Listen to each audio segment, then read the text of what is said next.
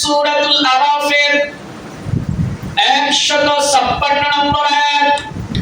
রব্বুল আলামিন ডাক দিয়ে বলছেন, আল্লাহর কোন গোলাম যদি যাকাত আদায় করে দেয়, আল্লাহ রাব্বুল আলামিন তার সেই বান্দার প্রতি আল্লাহ পাক সন্তুষ্ট হয়ে যান, তার গোলামকে আল্লাহ পাক রহমত দ্বারা ভরপুর করে দেন। রহমতি ওয়াসিআত কুল্ল শাইইন ফাসাআতুবুহা লিল্লাযীনা ইয়াত্তাকুনা ওয়া يؤتون الزكاة والذين هم بآياتنا يؤمنون। রব্বুল আলামিন বলছেন, আর আমার দয়া তো প্রত্যেক বস্তুতেই ব্যাপ্ত, সুতরাং আমি আমার রহমত তাদের জন্য নির্ধারণ করব। আল্লাহ পাক বলছে, আমার যে গোলাম তাকওয়া অবলম্বন করবে এবং যাকাতটা ঠিকঠাক মতো আদায় করে দেয় এবং আমি আল্লাহর নিদর্শনে বিশ্বাস করে, রব্বুল আলামিনের কোন গোলাম যদি ঠিকমতো যাকাত আদায় করে, রব্বুল আলামিন বলছেন আমি আমার গোলামের প্রতি আমি সন্তুষ্ট হয়ে যাই। আর আমি আমার গোলামের প্রতি সন্তুষ্ট হয়ে আমি রব্বুল আলামিন আমার গোলামকে আমি রহমত দ্বারা ভরপুর করে দেই। চিল্লায় বলুন আল্লাহু আকবার। কোরআনুল কারীমের অন্য জায়গায় সূরা নূরের 56 নম্বর আয়াত রব্বুল আলামিন বলছেন, ওয়া আকিমুস সালাতা ওয়া আতুস যাকাতা ওয়া আতিউর রাসূলা লাআল্লাকুম তুরহামুন। জোরে বলুন আল্লাহু আকবার। রব্বুল আলামিন কোরআনুল কারীমের অসংখ্য জায়গায় যেখানেই বলছেন নামাজের কথা, আল্লাহ পাক সাথে সাথেই বলছেন যাকাতের কথা। কারণ বান্দার পেটের মধ্যে যদি ক্ষুধা থাকে, বান্দা ঠিকঠাক মতো আমল করবে না। এজন্য আল্লাহ পাক চান বান্দা তোমরা যেমন করে নামাজটা কায়েম করবা, তেমন করে তোমরা আবার যাকাতটাকেও আদায় করে দাও।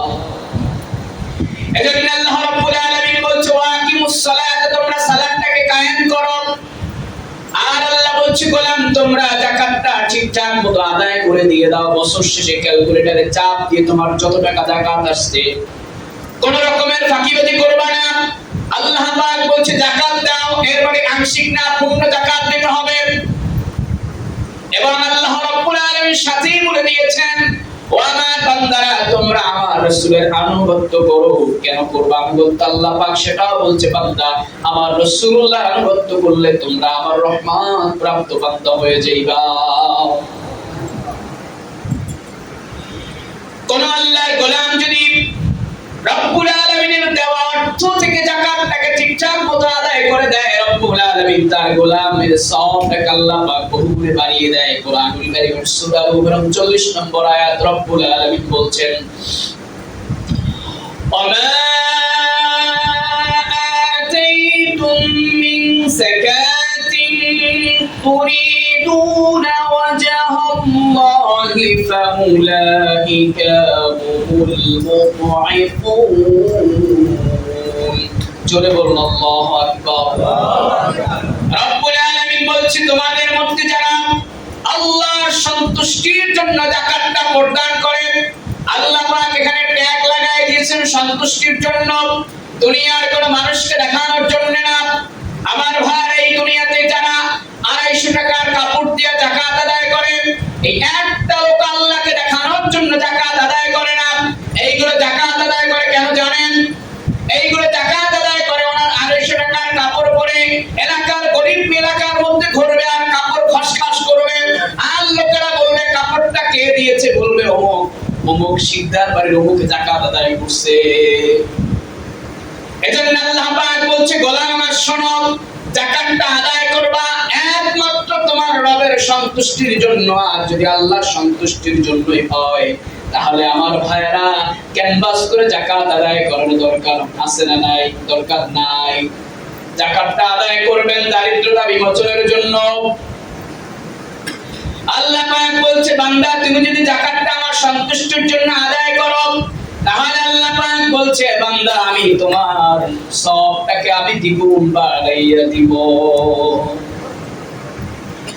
কোরআনুল কারীমের অন্য সূরাতুল বাকারার 261 নম্বর আয়াত।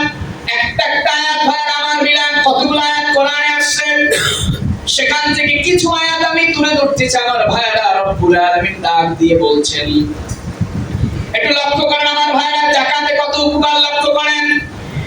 মাসালুল লাযীনা ইউনফিকুনা আমওয়ালাহুম ফি সাবিলিল্লাহি কামাসালি হাববাতিন আমবাতাত সাবআ সানাবিলা ফি কুল্লি সুম্বুলাতিন মিআতু হাববাতিন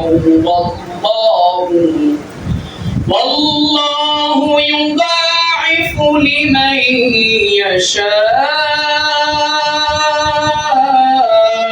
والله واسع عليم। জোরে বলুন আল্লাহু আকবার।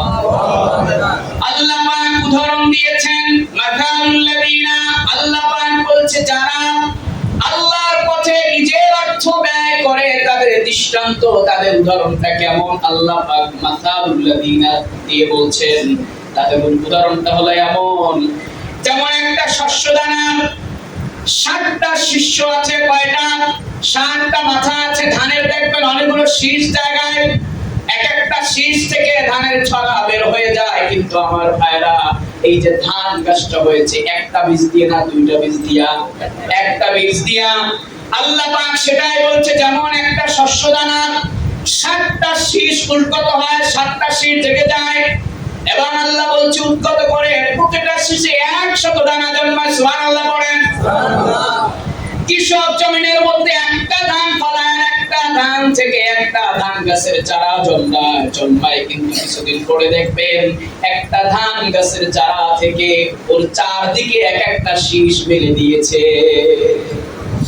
আমার আল্লাহ সেটাই বলছে, বান্দা দেখো এই যে 7টা শীষ দানা বের হলো, এর প্রত্যেকটা দানার মধ্যে 100 করে দানা জন্মিয়ে যায়। এজন্য রব্বুল আলামিন বলছেন, আর আল্লাহ যার ইচ্ছা করেন বহু গুণে সবটা বৃদ্ধি করে দেন। আল্লাহ তাআলা হচ্ছে প্রাচুর্য এবং সর্বজ্ঞ। এখান থেকে আল্লাহ বুঝাইতে চান, ও আমার গোলামেরা, তোমরা যদি যাকাতটা আদায় করো, আল্লাহ পাক বলছে যাকাত আদায় করবা 1 ভাগ, আর বান্দা আমি তোমার সবটাকে বহু গুণে কত আল্লাহ সেটা বলেন নাই। আল্লাহ যা খুশি আল্লাহ পাক আপনার আমলনামায় সেটা দিয়ে দিবে। যাকাত যে বান্দা আদায় করবে ঠিকঠাক মতো, কিয়ামতের ময়দানে জান্নাতের বিশেষ দরজা দিয়ে যাকাত তাকে ডাকা হবে। বুখারীর বর্ণনা, ومن كان من أهل الصداقة دعي من باب الصداقة, যে সাদাকা দানকারী, নবী করিম সাল্লাল্লাহু আলাইহি ওয়া আলিহি ওয়াসাল্লাম বলছে যে সাদাকা দানকারী তাকে সদকার দরজা দিয়ে ডাকা হবে। শুধুমাত্র তাই না, আল্লাহর যে গোলাম যাকাতটা ঠিকঠাক মতো আদায় করবে, আল্লাহ রাব্বুল আলামিন তার বিপদ দূর করে দিবেন। সুনান তিরমিজির বর্ণনা, ইন্নাস সাদাকাতা লা তুতফিউ গাদাবার রাফি ওয়া তাদফাউ মিদাতাস সুই। নবী করিম সাল্লাল্লাহু আলাইহি ওয়া আলিহি ওয়াসাল্লাম সুন্দর করে বলছেন, নিশ্চয় সাদাকা আল্লাহর ক্রোধকে ঠান্ডা করে দেয়। আমার ভাইরা, রব্বুল আলামিন যদি আপনার প্রতি রাগ করেন, আপনি একটা পাপ করেছেন, অপরাধ করেছেন, আল্লাহ পাক আপনার প্রতি গোসা হয়ে আছে, কিন্তু আমার নবীজি বলছেন আল্লাহর কোন গোলাম যদি আল্লাহর সেই দেওয়া অর্থ থেকে সদকা করে দেয়, দান করে দেয়, এই যে রমজান মাস আসছে আমার ভাইরা, আপনি যদি মসজিদ এবং মাদ্রাসায় ঠিকঠাক মতো আপনার মন প্রাণ থেকে দান করেন, ওই যে আল্লাহ রাব্বুল আলামিন আপনার প্রতি রাগ করে আছেন আপনার অপরাধের কারণে, আল্লাহ রাব্বুল আলামিন আপনার সেই আপনার প্রতি হওয়ার আকর্ষিত ক্রোধকে আল্লাহ পাক কমিয়ে ফেলবে।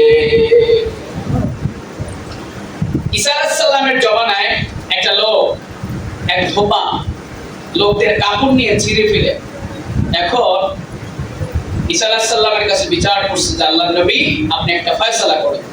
তিনি তো দোয়া করছেন আল্লাহর কাছে, আল্লাহ রাব্বুল আলামিন ওহি জানিয়েছেন যে ঈসা এই লোককে আজকে সাপে ধ্বংস করবে। ঘটনাক্রমে এই ধোপা, এই যে কাপড় যিনি ওয়াশ করেন, এই ব্যক্তি এক ভিক্ষুককে একটা রুটি সদকা করে দিয়েছে ওই দিন। এখন সন্ধ্যাবেলায় ঠিকই সেই কাপড় ওয়াশকারী ব্যক্তি আমার বাসায় ফিরে আসছে। এখন যেই লোকের কাপড় ছিঁড়ে ফেলে যেই লোক অভিযোগ করছিল নবীর কাছে, বলেন হে আল্লাহর নবী, আপনি তো বলছিলেন যে আজকে তাকে সাপ ধ্বংসন করবে, কই না তো। বললেন যে না, ব্যাপারটা কি, কোনো ব্যাপার আছে। তিনি কিছুক্ষণ পরে আল্লাহ থেকে অভিপ্রাপ্ত হয়ে বললেন, দেখো আমার দোয়াও কবুল হয়েছে, বা কিন্তু আল্লাহ রাব্বুল আলামিন তাকে আজকে সেভ করেছেন একটা দানের কারণে। সুবহানাল্লাহ, একটা রুটি সে দান করেছে, এই জন্য আজকে তাকে সাপ ধ্বংসন করে। সুবহানাল্লাহ বলেন। দানের পাওয়ার এত বিশাল হয়। এজন্য আমার ভাইরা, আমরা সুযোগ পেলে দান করব। এবং নবীজি বলছেন দানের মাধ্যমে আল্লাহর গরর ঠান্ডা হয়ে যায়। এবং বান্দা যদি, বান্দার জন্য আল্লাহ যদি লিখেও রাখেন খারাপ মৃত্যু, যেমন ড্রেনে পড়ে মারা যাবে, এক লোক টয়লেটে পড়ে মারা যাবে, এগুলি ভালো না খারাপ মৃত্যু? জোরে বলেন। রোড অ্যাক্সিডেন্ট হলে ঘিলুও খুঁজে পাওয়া যায় না, হাতও খুঁজে পাওয়া যায় না, এইগুলি মর্মান্তিক মৃত্যু। এই মৃত্যু যদি কার নসিবে লেখাও থাকে, দানের মাধ্যমে আল্লাহ পাক কেটে তারে সহি সালামতে ভালো জায়গায় আল্লাহ পাক তার গোলামরে মৃত্যু দান করবে।